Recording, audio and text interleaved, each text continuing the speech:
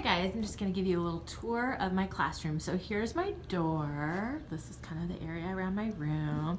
This is where I stand every morning and greet my kids. This is where my greeters stand. Have my little welcome to room 208. Every adult in our building has a sign outside their door that says what we're currently reading. Here, I'll prove it to you. Here's my teaching partner's door. So this is one of my colleagues leaving for the day. What are we doing? So when you come in my room, right away when you walk through the door, I have my homework for the week listed so kids can plan ahead. It looks pretty grungy and gross. I have a sign out sheet for if kids are gonna leave to go to the restroom. Over here I have a calendar. The kids know I love Snoopy, so that's kind of fun. I have my address for my classroom blog and some login stuff that they need. Then I have my board set up every day when they come in that just kind of goes over what we've got going on. This little sign I'll hold up outside the room if they need any specific materials.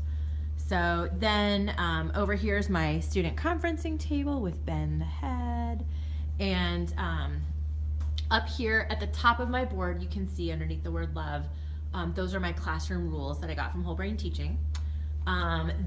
In my room, I'm doing an MVP program, and I'll get more to that a little bit later in the tour, but this is where I publicize who the MVPs are of the week. I always have a fun message from Ben the head. This one is about spring training, always trying to have him do some math with it. I started doing something called Top Dog, where whenever I give an assessment, anybody who gets 90% or higher gets their name on the board. Kids freak out, it's really fun.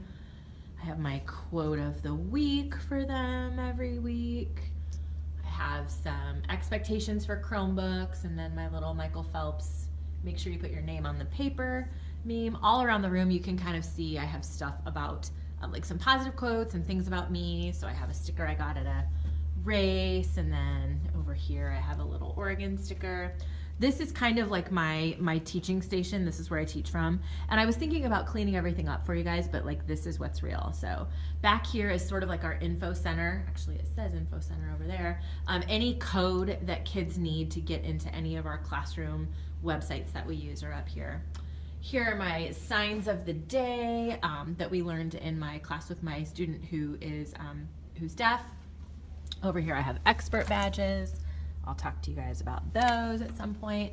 All around the room I have different is now here. Sorry. All around my room I have different things that kind of show vocabulary and important processes that we use a lot. We always try to do positive things for each other, so this is a list of things that my students came up with that we decided we should say to each other more often. Over here I have a board. It's actually called Mountain Math. They have it for every grade level, but I call it Math Ninja because that's way more fun, just to practice basic skills. Back here I have, in these cabinets, on each cabinet I have different puzzle pieces that my kids from each class decorated. And then within those cabinets are all of my supplies, like my extra books and my math manipulatives. Something you might notice as I'm going around the room is I have little task cards. Oftentimes I try and do activities where instead of giving them a problem on paper, they're walking around working on it. So that was one that we did earlier in the week, and it was leveled, it was differentiated, so that's why that one's yellow. Here's another one that we're doing tomorrow where they're doing a vocabulary secret word activity, which is pretty fun. Back here, I have our one little word board where at the beginning of January, we came up with one little word for each of us that we were gonna focus on to try and be our best selves. Up here, I have the standards of mathematical practice, and I try and refer back to those just so we can think about like being intentional with what we're doing in our math processes. Over here is kind of where they can get all the materials that they need. So I have calculators and then extra pencil boxes, dry erase boards, rulers, colored pencils, anything that's in this area, they're free to use. Okay.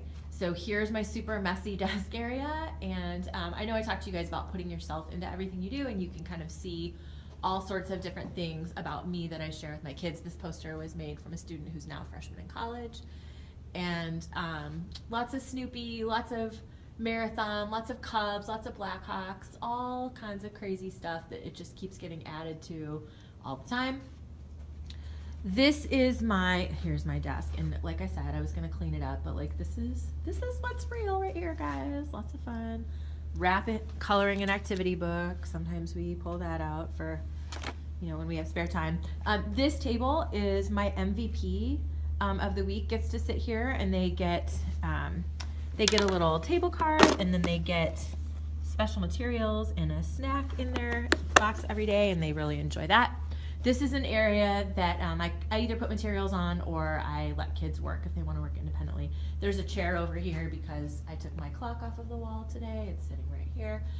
Over here is where if students were absent, any papers that they need, I have the file folders set up by each day. So like if I was absent on Tuesday, I go into Tuesday and I take out the papers that I need.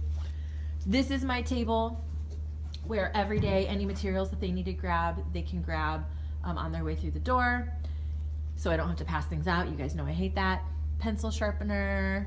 And then this is just kind of a general, we have a number line on the floor because we were making a box and whisker plot, a human one the other day.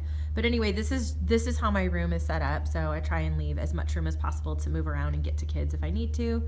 And that's room 208.